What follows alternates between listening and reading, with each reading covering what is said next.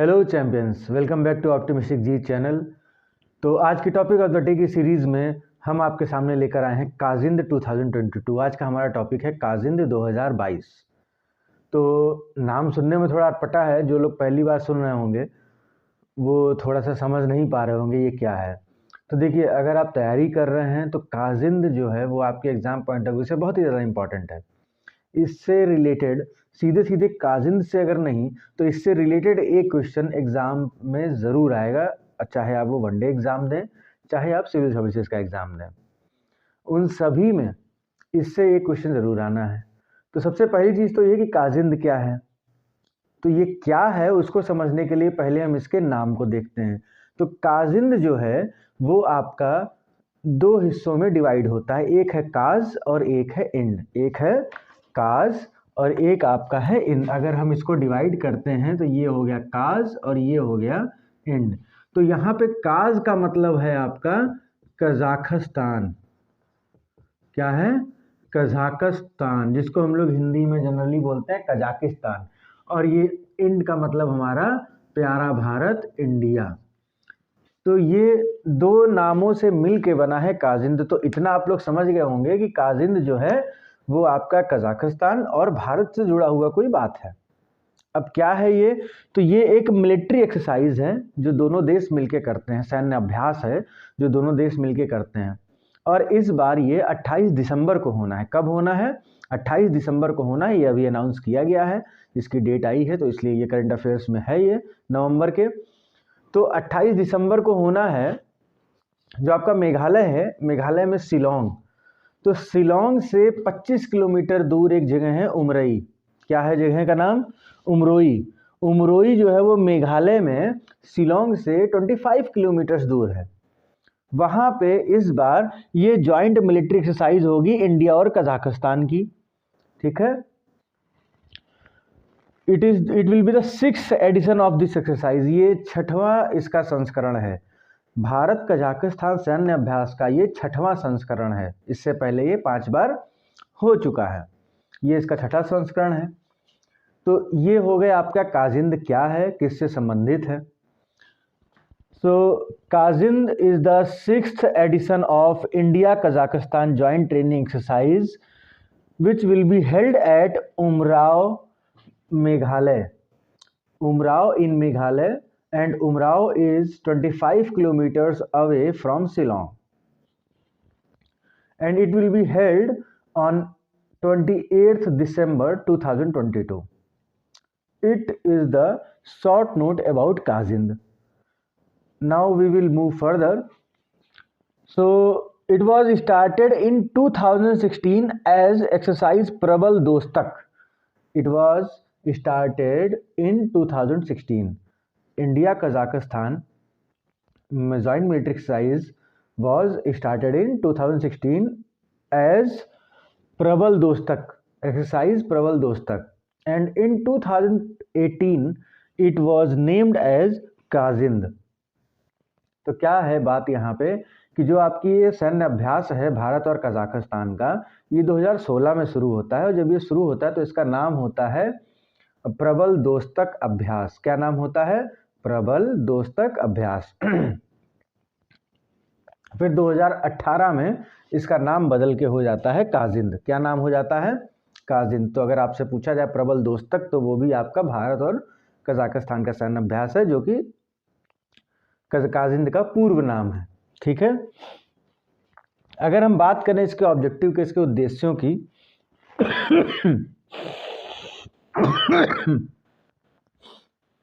Sorry, अगर हम बात करें इसके उद्देश्यों की, तो सबसे पहली चीज़ तो यह है कि पॉजिटिव मिलिट्री रिलेशंस बनाना, सकारात्मक सैन्य रिश्तों की स्थापना करना इसका प्राथमिक उद्देश्य है।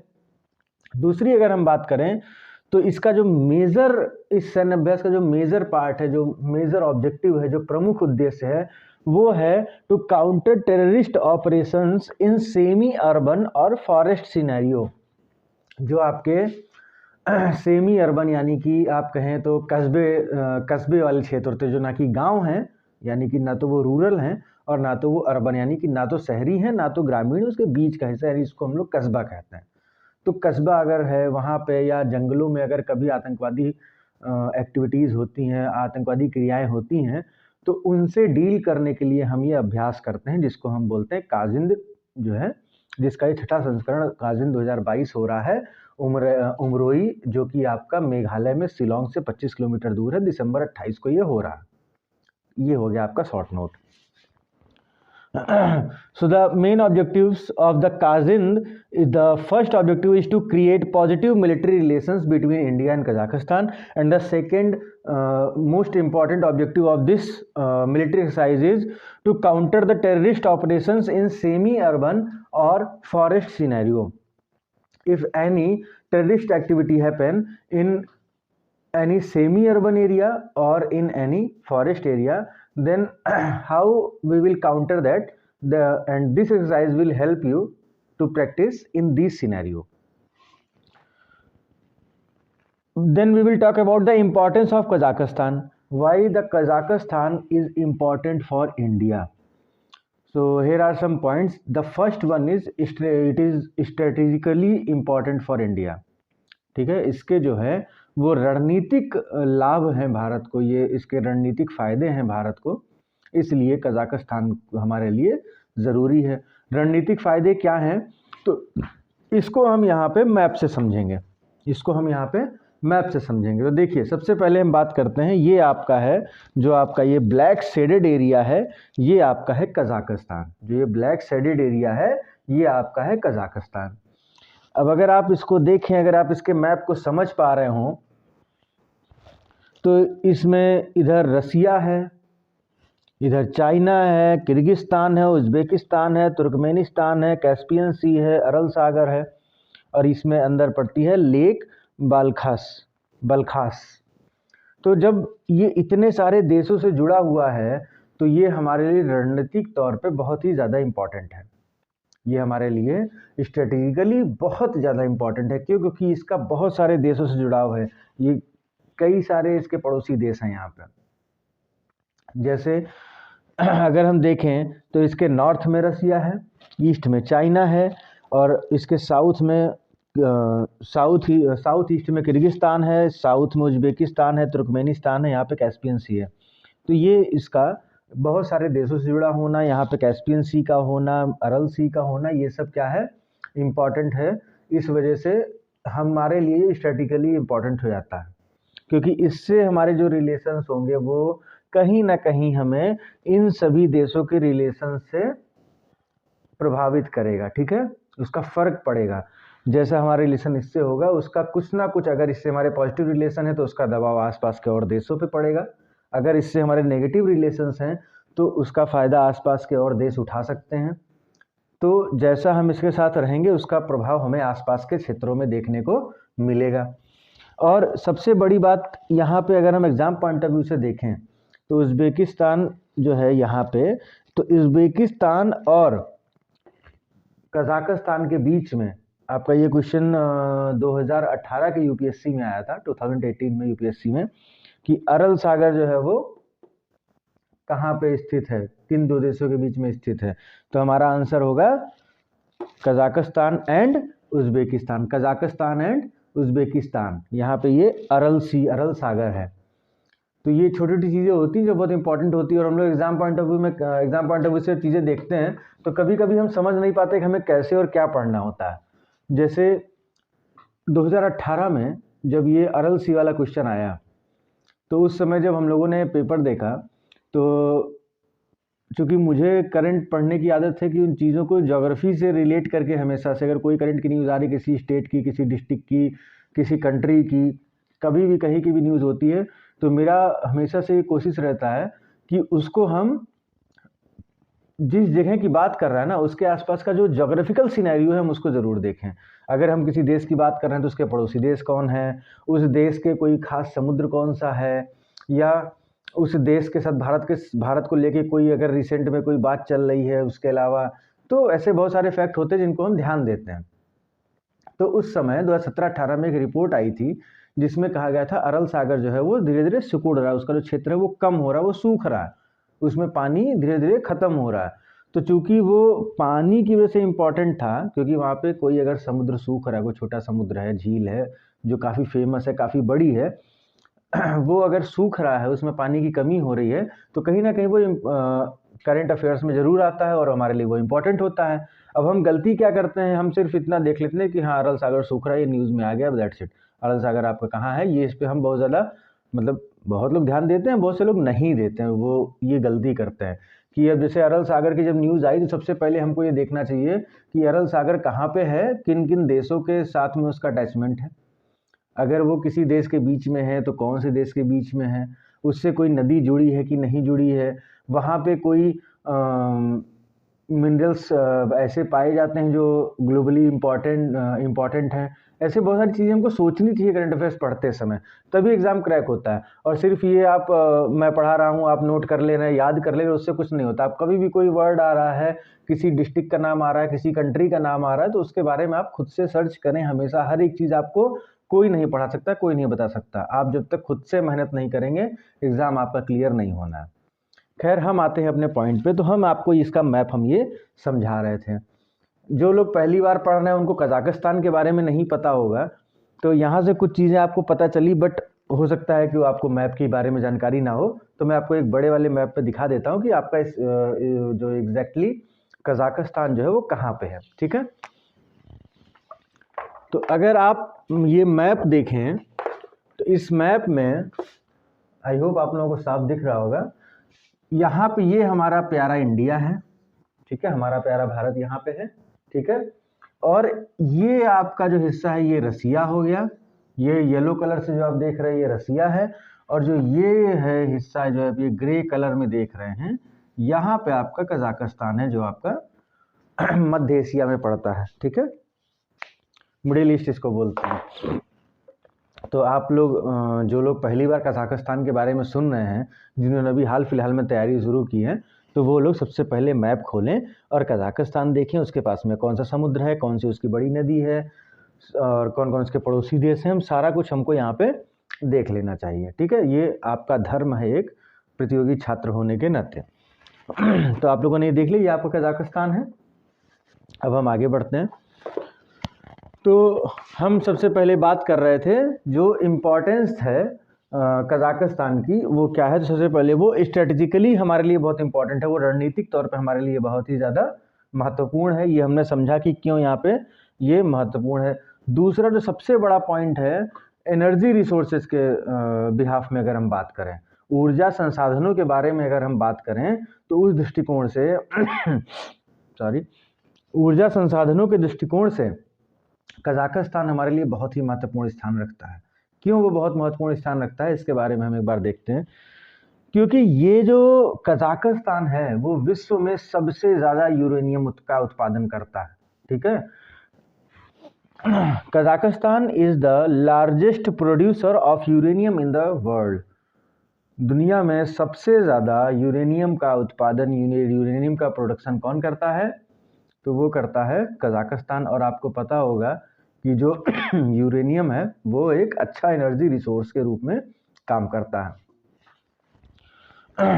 और उसके अलावा और क्या हम देख सकते हैं इसके बारे में, भारत और कजाकिस्तान के बारे में। तो देखिए कई सारे इंटरनेशनल प्लेटफॉर्म्स हम शेयर करते हैं, बहुत सारे इंटरनेशनल प्लेटफॉर्म्स हैं जहाँ पे हम और कजाकिस्तान दोनों मौजूद हैं। इंडिया भी है हमारा और कजाकिस्तान भी है। और जब अगर कोई देश आपके साथ प्लेटफॉर्म शेयर कर रहा है, तो कल को किसी भी मामले में आपको अगर समर्थन चाहिए, आपको किसी पक्ष में वोट देना है, दिलवाना है, तो अगर आपका किसी देश से अच्छा संबंध है, तो आप उससे सीधे सीधे कह सकते हैं कि यार देखो ऐसा है, यार मैं इस चीज़ में ऐसा एक कुछ लेके आ रहा हूँ, आपको इस पे मेरे पक्ष में वोट कर देना है। ठीक उसी तरीके से जैसे क्लास में अगर आप बैठे हैं और आप कोई पॉइंट उठाना चाहते हैं क्लास में कि यार ये चीज़ सर को हमें बोलना है कि ये ऐसे नहीं, ये ऐसे होना चाहिए, और आपको लगता है कि अगर आप अकेले बोलेंगे तो काम नहीं बनेगा, तो आप क्या करते हैं, आप अपने दोस्त को बोलते हैं कि यार देख मैं ऐसा करने वाला हूँ, ठीक है, और तुम मेरे पक्ष में बोल देना, जब मैं बोलूँगा तुम कहना हाँ हाँ सर ऐसा होना चाहिए। तो यार जब ज़्यादा लोग बोलेंगे, मुझे सपोर्ट मिलेगा, तो हमारी बात मान ली जाएगी। तो अगर हमें अपनी बात मनवानी होती है तो हम क्या करते हैं, अपने दोस्त का सपोर्ट लेते हैं, जिससे हमारे संबंध अच्छे हैं क्लास में। हम उन लोगों से कहते हैं कि यार देखो हम ऐसा एक साइन करवाना चाह रहे हैं, जैसे अगर मैं आपकी क्लास ले रहा हूँ, अगर आप चाहते हो कि जिस इंस्टीट्यूट में मैं पढ़ाता हूँ वहाँ पे आपको मेरी जगह किसी और से पढ़ना है, तो अगर एक बंदा उठ के एक पेपर पे लिख के दे कि नहीं हमको इनसे नहीं पढ़ना है, तो इंस्टीट्यूट में कोई इम्पैक्ट नहीं पड़ेगा। लेकिन वहीं अगर 50 लोगों की क्लास में अगर 30-35 लोगों ने साइन कर दिया कि हाँ हमें इनसे नहीं पढ़ना है, हमको किसी दूसरे टीचर से पढ़ना है, तो जब ऐसा साइन होगा तो वो 30-35 लोग कहीं ना कहीं आपकी बात सुने होंगे तब उन्होंने साइन किया होगा। तो ऐसे ही किसी चीज़ में अगर अनुसमर्थन चाहिए होता है, सपोर्ट चाहिए होता है, तो हमें देशों से अच्छे रिलेशंस बना के रखने होते हैं, खास करके उनसे जो हमारे साथ किसी प्लेटफॉर्म का हिस्सा हैं। जैसे ये हमारा यूएन में हमारा जो है वो हम भी सदस्य हैं यूएन के संयुक्त राष्ट्र के, और कजाकिस्तान भी हम जो है आपका संयुक्त राष्ट्र का सदस्य है। इसके बाद अगर हम देखते हैं SCO यानी कि संघाई कोऑपरेशन जो है SCO, उसमें भी हम भी सदस्य हैं और आपका कजाकिस्तान भी सदस्य है। अगर हम बात करें confidence building measures in Asia, एक प्लेटफॉर्म है जिसको हम बोलते हैं CICA, सीका, ठीक है। तो सीका का इंडिया भी मेंबर है, कजाकिस्तान भी मेंबर है। तो अब जो कंट्री हमारे साथ मल्टीलैटरल प्लेटफॉर्म्स यानी कि कई देशों के समूहों वाले प्लेटफॉर्म में हमारा सहयोगी है, हम सदस्य हैं वहाँ पे, वो भी सदस्य है, तो उससे अच्छे संबंध बना के रखना तो हमारा धर्म है ना, क्योंकि भैया कब किसकी ज़रूरत पड़ जाए समर्थन की तो इसका कोई भरोसा नहीं है। तो इसलिए कजाकिस्तान भारत के लिए इम्पॉर्टेंट है। तो ये हो गया आज का टॉपिक ऑफ द डे। इसमें कई सारे क्वेश्चंस बनते हैं, इसको बहुत ध्यान से पढ़िएगा। और आप सभी से रिक्वेस्ट है, करेंट अफेयर को पढ़ने का तरीका सुधारिए। सिर्फ उठा के कोई वीडियोस देख लेना, कोई नोट्स उठा के पढ़ लेना, उससे नहीं काम चलेगा जब तक आप उस चीज़ को proper geographical, historical, political, economical her point of view से नहीं सोच लेते, तब तक आपका कोई फ़ायदा नहीं है। अगर आप यहाँ देखें तो इसका जोग्राफिकल पॉइंट ऑफ व्यू से देखना है कि जैसे हमने बताया कि यहाँ पे कैस्पियन सी, एरल सी, अगर आपसे पूछ ले एग्ज़ाम में, अब मान लिया अब कजाकिस्तान चूँकि न्यूज़ में है, अब कजाकिस्तान का क्वेश्चन, अब ऐसा तो है नहीं कि वो उठा के काजिंद ही पूछे। अब उसने पूछ लिया which country is in the north of Kazakhstan, Kazakhstan के उत्तर में स्थित देश कौन सा है, तो भैया आपको पता ही नहीं होगा, क्योंकि आपने तो काजिंद पढ़ के रट लिया, काम हो गया। लेकिन आपने मैप तो देखा ही नहीं। लेकिन अगर आपने मैप देखा होगा तो आपको पता होगा, या मेरी वीडियो देखी तो आपको पता है कि ये कजाकिस्तान है। और कजाकिस्तान के ऊपर इधर पूरा ये एरिया जो है ये रसिया का है, ये पूरा एरिया यहाँ पे रसिया का है, तो नॉर्थ में रसिया हो जाएगा। तो इस तरीके से क्वेश्चंस बनते हैं। इकोनॉमिकल व्यू की अगर बात करें तो यहाँ पे यूरेनियम की बात हो रही है, एनर्जी की बात हो रही है, तो ज्योग्राफी, इकोनॉमिक ज्योग्राफी में भी आएगा, इकोनॉमी में भी आएगा, किस तरीके से एनर्जी हमारे लिए हेल्पफुल होती है। तो चीज़ें कोरिलेट करना सीखिए, बस यही करंट अफेयर पढ़ने का तरीका है। उठा के वो महीने के लास्ट में मैगजीन पढ़ने से कुछ नहीं होता। जो चीज़ मिल रही है उसको कैप्चर करते रहिए।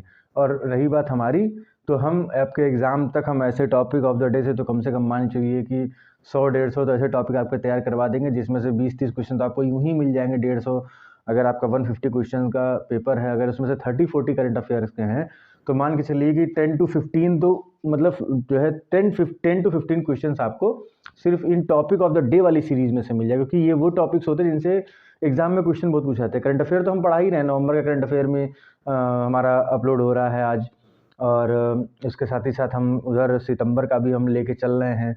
तो धीरे धीरे करंट अफेयर तो सारे मंथ का हम अपलोड कर ही देंगे, लेकिन जो ये टॉपिक ऑफ द डे है ये सबसे ज़्यादा इम्पॉर्टेंट टॉपिक्स होते हैं। तो प्लीज़ इस सीरीज़ को कंटिन्यू करिए, देखते रहिए, और अगर अच्छा लग रहा है वीडियोज़ को तो और भी लोगों को शेयर करिए, और चैनल को सब्सक्राइब जरूर कर दीजिएगा। Thank you so much for watching the video.